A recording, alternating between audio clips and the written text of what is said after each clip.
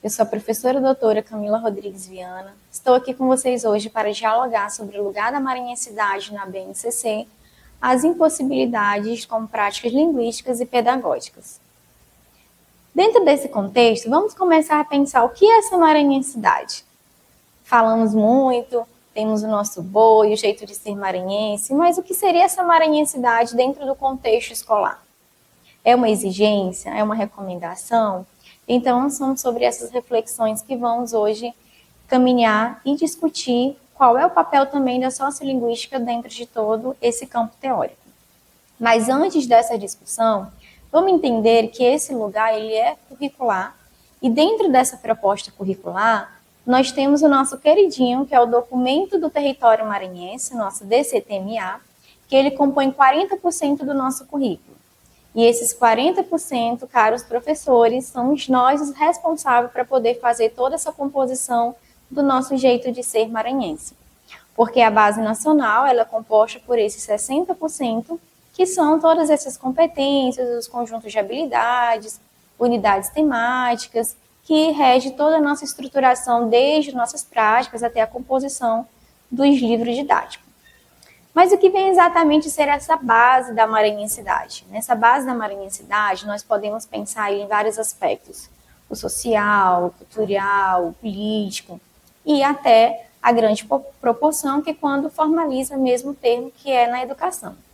Quando pensamos em cultura, eu, como uma boa imperatrizense, penso nas nossas quadrilhas, nos nossos festejos, nossas festividades. Mas quando pensamos em cultura, mais no aspecto da capital, da Baixada, São Luís, vem o quê? O Bumba Meu Boi, que justamente virou esse patrimônio cultural. E todo esse desfecho foi o primeiro fenômeno para surgir o termo maranhensidade, até então não oficializado. Mas com os avanços da política, com a nomeação do Jacques Lago, ele fez com que o termo maranhensidade entrasse um pouquinho sobre essas discussões de identidade, de gêneros, avançamos um pouquinho sobre esses aspectos políticos, sociais e cultural. Mas quando exatamente virou um termo na educação? Como a exigência e obrigatoriedade na educação? Com a formalização do documento do nosso território.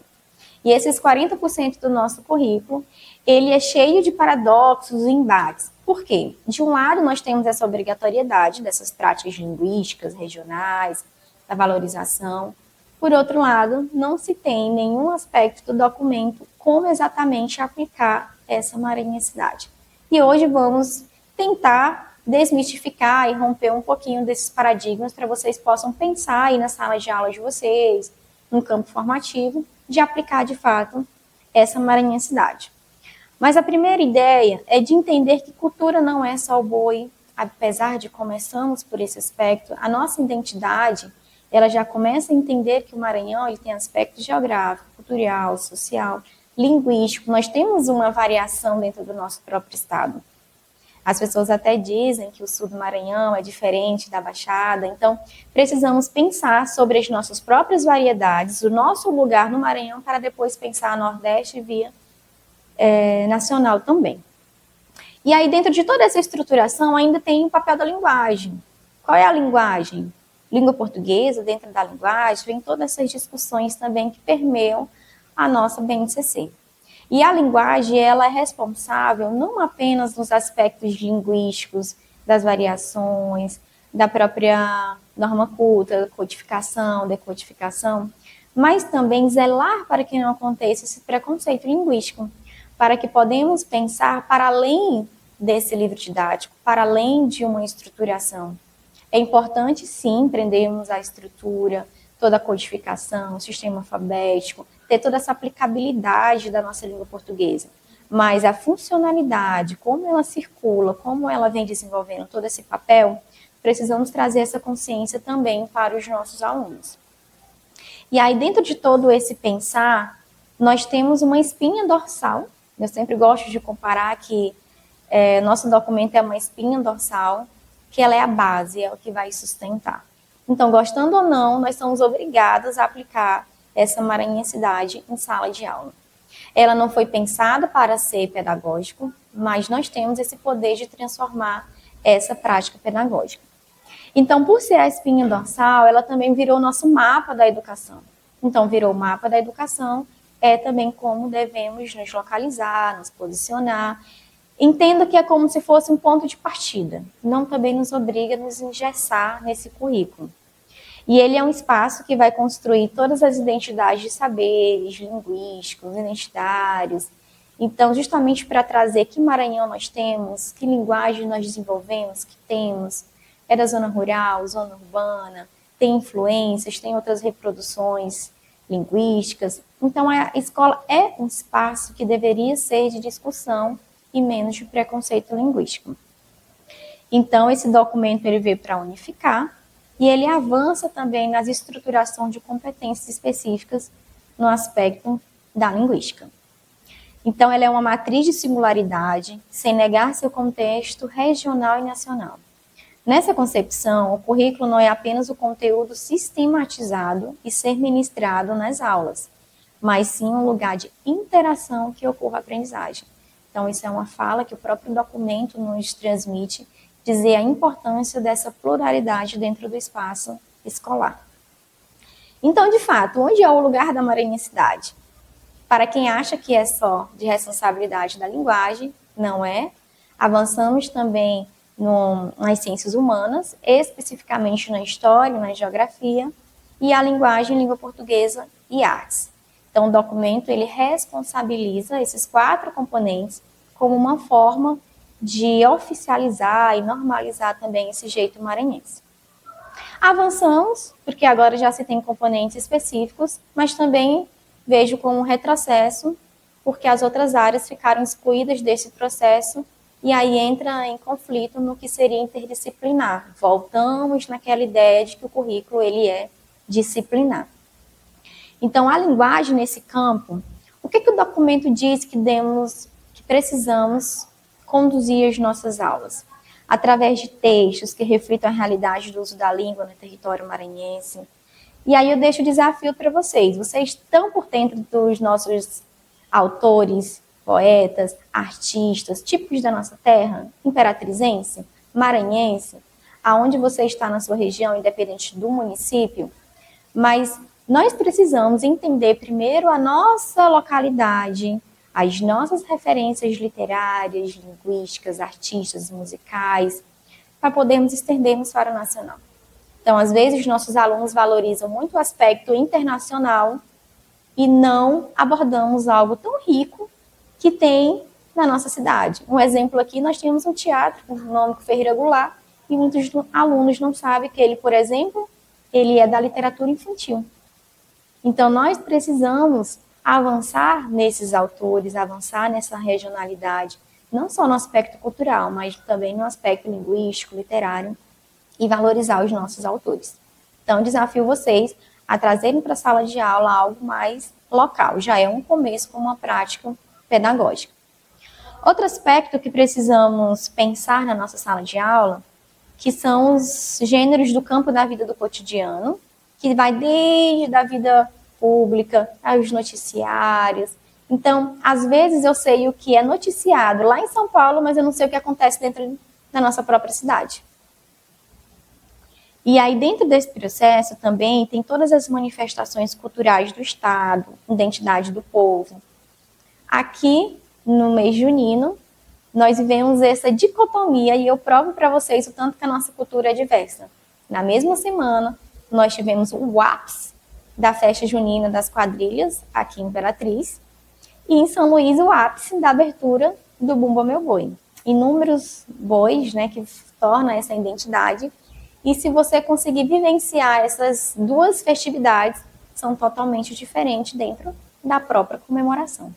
Então, precisamos entender, acolher, respeitar e vivenciar, mas começar a diferenciar que são culturas diferentes dentro do próprio estado. Então, não existe só um jeito de ser maranhense, existe uma variedade dessa maranhensidade. Quando temos essa ideia de pertencimento, os nossos alunos ele vai começar a se identificar, começar a se diferenciar.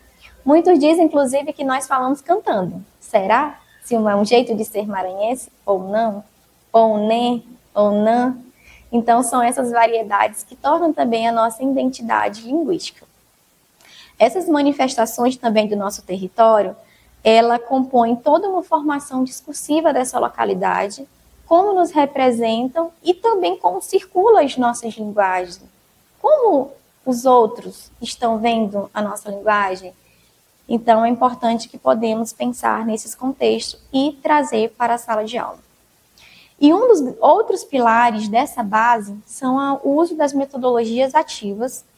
E dentro dessas metodologias ativas, tem situações problematizadas, aprendizagem colaborativa e social e, mais uma vez, o respeito à pluralidade linguística, cultural, de gênero e raça. Então, o documento ele vem frisando várias vezes a importância de trabalhar essa ideia de pluralidade. E eu compartilho com vocês agora uns dados da minha tese, que eu pesquisei esse lugar da maranhensidade e, de fato, onde que os professores estão atuando e onde precisamos ampliar essas reflexões. Então, foi perceptível o termo maranhensidade como manutenção de valores e crenças locais, como jeito de ser maranhense, ora como valorização da cultura, ora como marcas da regionalidade, mas ele só é praticado pelos gêneros literários. Então, tanto nos livros didáticos como nas práticas pedagógicas, foi perceptível o uso apenas dos gêneros literários, especificamente poema e poesia. Aí eu venho dizer para vocês que temos outros gêneros que podemos também estar abordando em sala de aula. Temos a própria música, cordéis, então nós temos chás, nós temos vários outros gêneros que estão circulando aí e é possível trazer essa maranhensidade. Essas marcas de regionalidade foram categorizadas pelos meus colaboradores como práticas sociais ou manifestações artísticas populares. E esse jeito de ser, ele engloba toda uma identidade histórica, linguística, cultural e geográfica. E sabe o que eles nomearam como manifestação popular? O nosso folclore, o Bumba Meu Boi, as festas juninas, e tudo isso se tornando uma tradição popular. E olha como podemos perceber como essa maranhensidade ela é ampla. Ela vem valorizando justamente essas marcas, essa identidade, todo esse aspecto. E aí eu compartilho com vocês também alguns trechos que foram conceituados pelos formadores, por professores que estão em sala de aula, que além desse aspecto do que o próprio documento ele já normaliza, que ele é a espinha dorsal, é um mapa, ele é um espaço para se trazer essa identidade. E eles colaboram dizendo o seguinte: é um norteador para o ensino mais regional, é uma tentativa de trazer a nossa própria história, a nossa história para a sala de aula. Então, é uma grande oportunidade para que podemos valorizar as nossas marcas linguísticas dentro da própria sala de aula. É o jeito de ser. Um outro disse assim: embora se perceba apenas a cultura de São Luís no documento, temos um espaço para trazer a nossa cultura. A capa do próprio documento, como apresentei aqui para vocês, ele é tipicamente marcas de São Luís. São os lençóis, os azulejos, o próprio boi está aqui na capa. Então, são esses detalhes que acabam aqui generalizando a nossa maranhensidade. Mas aí precisamos também trazer as nossas belezas, também geográficas, culturais e linguísticas, para a sala de aula. Ela é uma unidade de ação pedagógica dentro do global. Então, a maranhensidade também é uma oportunidade. O livro ele é universal. Então, ele é uma estrutura totalmente universal, ele vai seguir de norte a sul, e precisamos trazer isso em sala de aula. Mas como assim, professora Camila? Como é que eu posso trabalhar isso mesmo dentro de um conteúdo considerado universal? Eu vou dar exemplo para vocês aqui de um livro didático, que ele traz danças e brincadeiras de roda. É uma oportunidade, por exemplo, de trabalhar aqui com uma turma de terceiro ano, pode ser, é um conteúdo de terceiro e sexto ano, brincadeiras de rodas, brincadeiras regionais. Então, O que brincamos aqui? É de roda? É de pipa? O que é típico da nossa região? Que tipo de cantigas de roda? Opa, o conteúdo é brincadeira, mas eu posso personalizar e adaptar por conta da nossa regionalidade. Falamos assim? Não falamos? É um grande momento para poder refletir essas formas. Mas não se enganem, também temos o outro lado da história, o outro lado da moeda, um paradoxo sobre essa implantação e, de fato, a prática da maranhensidade.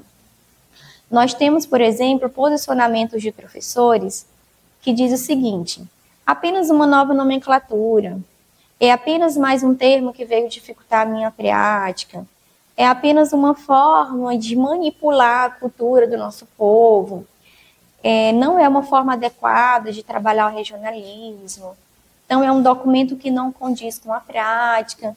Então, como vocês podem perceber, nós temos sim esse norteador, nós temos uma oportunidade, mas também temos o outro lado, que não é possível ter essa prática. Então, depende muito de como você pensa, de como você planeja a sua aula, de que modo você quer aplicar esse regionalismo, essas marcas linguísticas.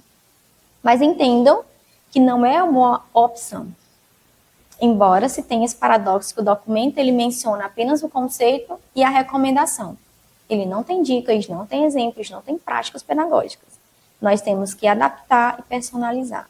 E eu venho dizer para vocês que, apesar do desafio, é possível a gente trazer essas marcas linguísticas, essa regionalidade para dentro do espaço escolar. Então, o documento ele é oficial, ele monitora, ele determina a nossa grade curricular, mas ele não pode nos engessar, sermos refém de toda essa estruturação dos livros didáticos, da parte curricular. Então, é importante pensarmos, né, que todo esse processo ele veio justamente para pensar, balançar um pouquinho e ver qual é a ideia de maranhensidade que nós queremos em sala de aula. Nossos alunos eles estão ficando cada dia mais distantes, desconhecendo as nossas práticas, perdendo a sua identidade, as suas marcas linguísticas regionais. Muitos, inclusive, adotam outros tipos de linguagem por não ter esse regionalismo, essa identidade, até mesmo vergonha. Então, precisamos, sim, reforçar esse caráter linguístico em sala de aula, entender que ele vai muito além do que uma estruturação. Não estou querendo aqui dizer que a gente não vai trabalhar a língua portuguesa em todo o seu aspecto estrutural, de norma, de construção. Pelo contrário, é agregar todas essas particularidades, desde das normas, as suas variedades, funcionamento, circulação e aplicação da língua. O fenômeno da língua portuguesa é incrível. Então, convido vocês também a abrir os olhares e trabalhar todo esse funcionamento em diferentes situações e funções sociais. Porque o nosso lugar de maranhensidade está no lugar que você também se vê dentro desse processo. Então, a ideia de currículo ela é inspirada, sim, na maranhensidade, mas as ações pedagógicas serão construídas por vocês no dia a dia, dependendo também do perfil do aluno de vocês. Podemos pegar alunos que não sejam maranhenses, também porque não trazer essas marcas regionais dos alunos e fazer um mix com a nossa maranhensidade. Então, espero que tenha valido a pena vocês pensar um pouquinho sobre o que já sabia, do que percebeu e por que não usar em sala de aula. Por que não trazer essas variedades, esses fenômenos, funcionamentos em todas as suas dimensões linguísticas, culturais, sociais e políticas. Um prazer estar com vocês.